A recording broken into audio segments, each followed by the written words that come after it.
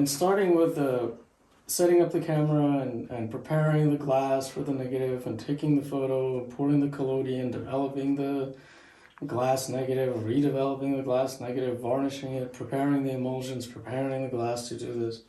This is the most magical moment of it all. And that's when the picture itself, which is now just sitting on this piece of glass, comes into focus.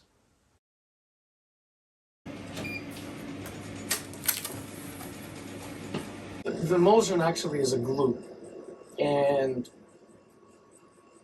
that's the best way to think about it. It's a glue that happens to be sensitive to light. So that one of the important properties of it is I need to make sure that it glues correctly. Things can go really wrong, and you can be very sad.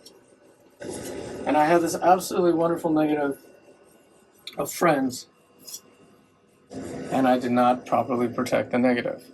And so they glued together, and when I tried to take them apart, it ripped and destroyed my negative. So I'm going to turn on the red light. Oops. So we have an exposed emulsion, and we just ran through the two different exposure units.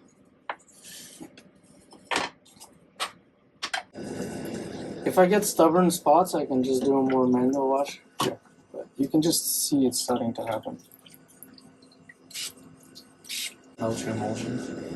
So again, I'll do a secondary bath because it's easier to see. So what needs to happen at this point is that we just need to dry it, because right now it's very, very sensitive because it's still wet.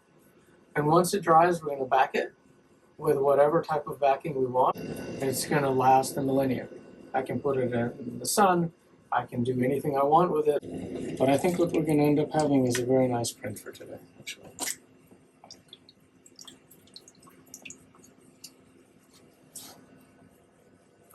When I'm testing for exposure and emulsions, I'll run these density squares, hundreds of these. I do test for the chemistry. I don't know why this line happened. It looks like a chemical line. This is overexposed here, but this is nice. The difference between the black and the white is really a ridge. If you look kind of closely at this, there's a height to it. You can see it. It's got volume in it. That's right. It's more of a sculpture. And so the optics, the way the light travels around a corner is very different than the way the light travels around a pixelized, whether it's printed on an inkjet. And you get this profound depth. You get this profound sharpness. Like this is right in front of you, which is it was, right? This is on the shore. Yeah. The tree is overhanging the camera. And that's on the other end of the shoreline. Mm-hmm.